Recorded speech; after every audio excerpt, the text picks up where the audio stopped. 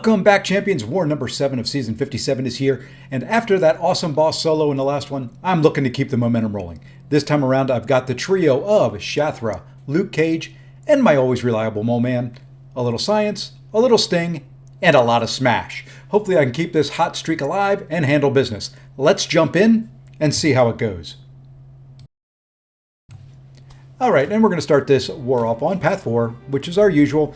Spoiler alert for the next war, I do swap that up a little bit. Not the whole way, but for right now, we've got this lukecage versus destroyer. Lukecage kind of destroys destroyer, makes the fight very, very easy. And I'm going to do something in this fight, or at least try to do something in this fight I typically don't do, which is just kind of slow it down. You know, this node, if you've got more than 3 debuffs, 3 or more debuffs on you, you get reverse controls. And you get 2 petrify on you every time they throw a special. So my plan here is to never push him up to the next special until the debuffs are gone. So there you can see I kind of slow played it, waited until those debuffs were gone, then pushed him over a bar. Here I kind of screw up. I realize it, and now I'm just going to back away, hoping he doesn't throw another special so I don't end up with reverse controls. And fortunately, he waits, and then he throws it. Now you can see he's got a power gain, and if you watch his power bar, it is just draining. So from here on, I can just smack him in the face. And, you know, I don't use lukecage that much, so I figured I'd give him some screen time. We throw a little special 3 here, just so Luke can take the spotlight to end this fight off.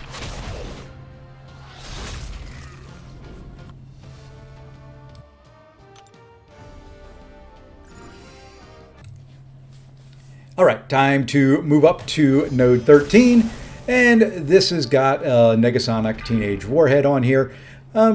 Really couldn't figure out a good tech counter to fit on the team with it, so you know what, we're just going to use lukecage. And really the hardest part of this fight is here at the beginning, trying to get her to throw her heavy so that you can counter, knock her down, and now she can't evade. And, you know, really at this point it is just, you know, let Luke smash. And I kind of play her special safe in war.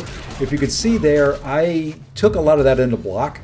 You don't have to. You can dex out of it fairly easily. But I figure, you know, better to be safe than sorry. Here, you know, I'm trying to get her to throw a special. She finally throws a special. You know, sometimes the AI just doesn't want to. There, I tried to go in and counter, messed up, got a little bit of an incinerate on me. So, you know, that's unfortunate. Now I've got the glancing from the node on there. She's not wanting to throw anything.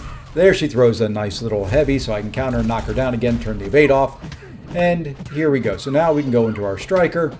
We still got the glancing on. Now the glancing's off. There, I probably could have thrown a special 3 to finish it. Saved a little bit of chip damage. But, you know, here we go. We're going to do a 5-hit combo. Nice 18k medium attack there to end it off. Time to jump ahead to section 2, and this is a fight you've seen me take before. I'm going to be using Moleman on this Void. First, you're going to see that I do tack on the skill boost. Unlike the last time I took it, you know, last time I just kind of took it straight up. This time I'm going to throw on the skill boost. I am going to throw on a power start 1, and we're going to nuke this guy down. Main reason being is when Void throws a special on this node, the severe burst trauma and the taunt, you cannot shrug with Moleman. So the plan here is going to be to parry heavy 2, maybe 3 times, let Void hit into my block, and then just wipe him off the face of the earth with a special 2. So there's a parry heavy, another parry heavy. Here, you know what, we're just going to let him hit into our block, and we're going to drop this special 2. And, well, the damage kind of speaks for itself. Didn't quite finish him off, but you can hold block. Let him hit into your block a little bit. It is going to take a second one, but there's nothing that's going to survive a second special 2 from Moleman in war.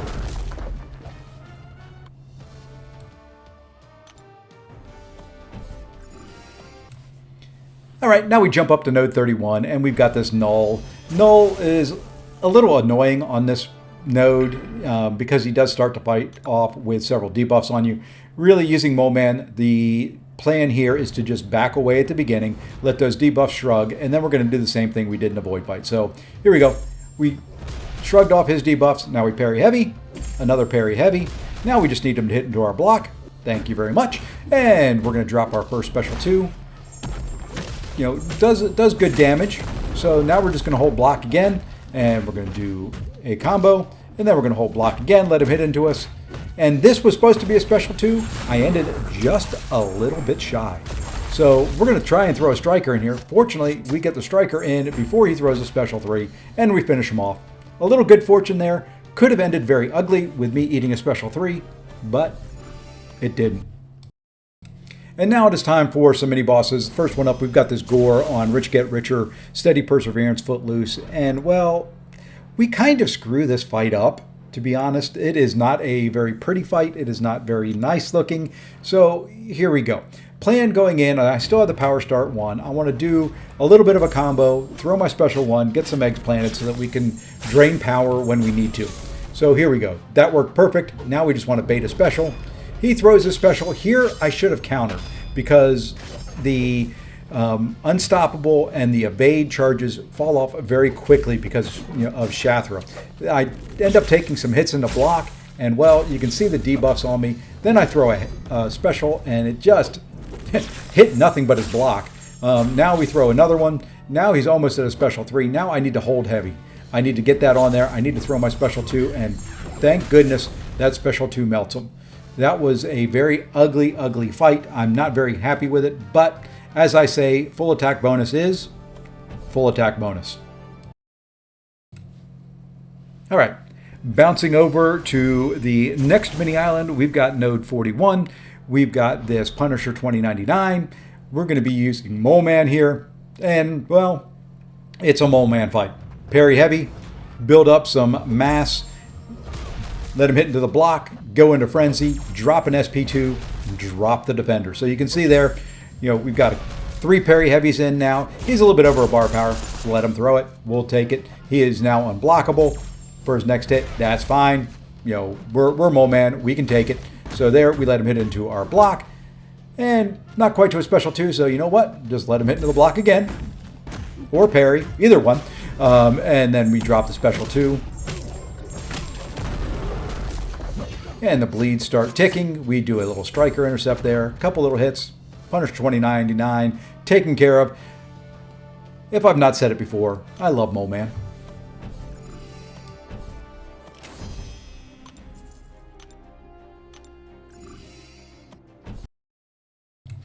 All right, now for this next fight, when I did the original look at the map and planning, I was going to kind of skip this island, but after that Moleman Punisher 2099 fight, I was like, you know what?